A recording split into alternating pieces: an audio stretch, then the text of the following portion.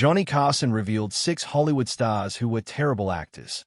Behind the desk of The Tonight Show for 30 years, Johnny Carson didn't just entertain America. He shaped its taste in entertainment. His approval could launch careers overnight. His withering wit could just as quickly deflate Hollywood's biggest egos. But what many viewers didn't realize was that television's most beloved host was also its most discerning critic.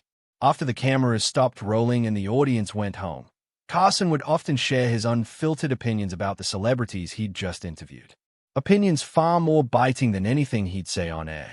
Johnny had an absolutely encyclopedic knowledge of film and theater, revealed a former Tonight Show producer who worked alongside Carson for over a decade. He could spot a performer with limited range instantly. And while he was unfailingly polite on camera, he kept a mental list of stars he considered truly terrible actors. According to those closest to him, Carson's assessments weren't casual dislikes or personal vendettas. They were the considered judgments of a man who had interviewed virtually every major star of the Golden Age, observed their careers across decades, and developed razor-sharp insights into the difference between genuine talent and manufactured celebrity. Johnny believed there was a special place in hell for beautiful people who were handed acting careers based solely on their looks, explained his longtime head writer. He'd sit in his office after the show, martini in hand, and deliver the most devastating critiques you've ever heard, and damn if he wasn't right, almost every time.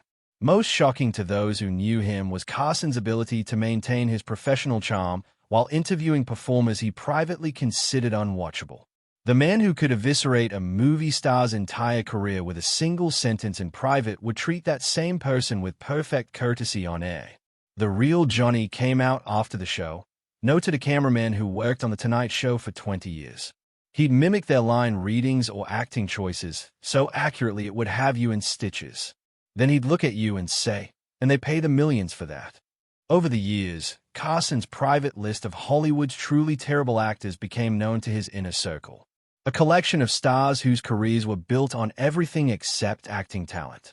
Today, we're revealing the 6 performers who topped Johnny's list of the Golden Age's most limited actors. Stars who were famous despite their acting, not because of it. But first, we need to understand how Carson, a man with no formal film training, developed such a keen eye for detecting the difference between genuine talent and carefully packaged mediocrity. Johnny Carson, the critic behind the curtain. Before he became America's late-night king, Johnny Carson was an avid student of performance. Growing up in Nebraska during the Great Depression, young Johnny escaped into movie theaters whenever he could scrape together the admission price, developing a passion for film that would last his entire life. People forget that Johnny started as a magician, explained Carson's former executive producer. Magic teaches you to spot fakery, to recognize when someone's creating an illusion versus genuinely performing a skill. Johnny applied that same discerning eye to acting his entire life. By the time Carson took over The Tonight Show in 1962, he had developed remarkably sophisticated tastes. While publicly presenting himself as an everyman, privately, he consumed classic theater, foreign films, and serious cinema alongside mainstream Hollywood fare. This background gave him a unique perspective when interviewing actors. He could discuss Shakespeare with Laurence Olivier, method acting with Marlon Brando, and physical comedy with Carol Burnett, all with genuine knowledge that surprised his guests.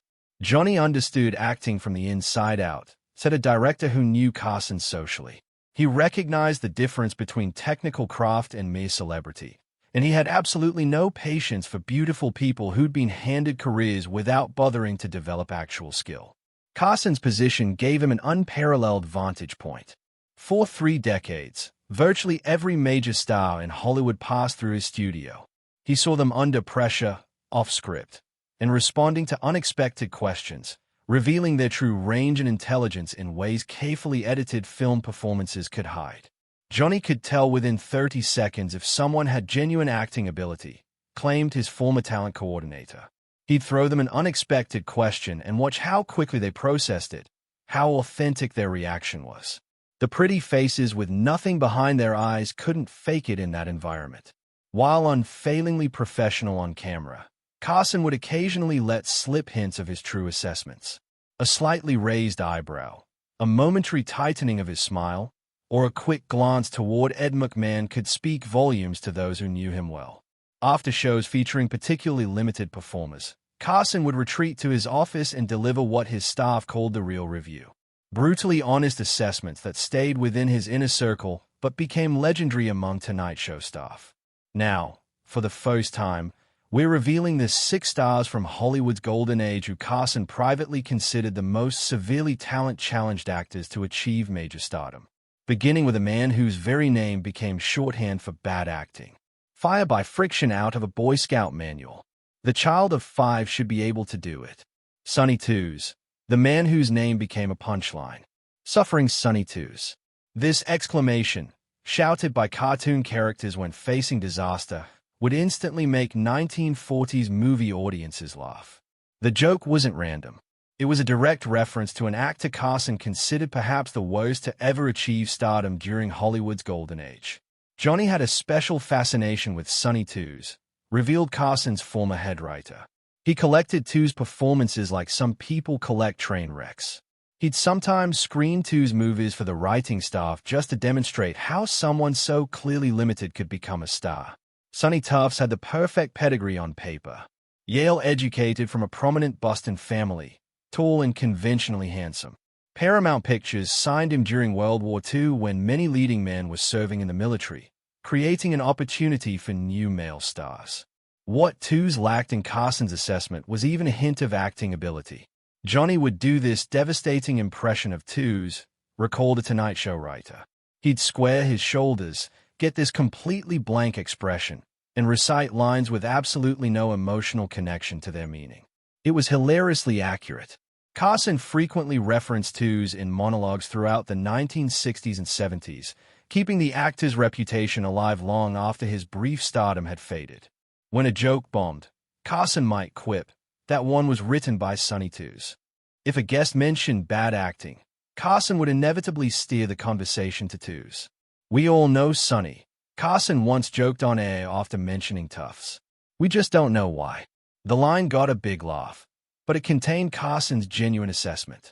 How had someone with such limited ability achieved even temporary stardom? The answer, Carson believed, revealed much about the studio system's ability to manufacture stars regardless of talent. Paramount had needed leading men during the war years and had the marketing machinery to create them from raw material regardless of ability. Johnny saw Twos as the perfect example of the studio system's cynicism, explained a former NBC executive who knew Carson well. Give us a handsome face and we'll convince the public is a star. Talent optional. Johnny found it both fascinating and slightly offensive as someone who respected genuine craft. Carson's fixation on Tufts' limitations represented his broader criticism of an industry that often valued appearance over ability, but at least Tufts had been largely forgotten by the time Carson began mocking him. Our next subject was still very much active when Carson began privately assessing her limited range.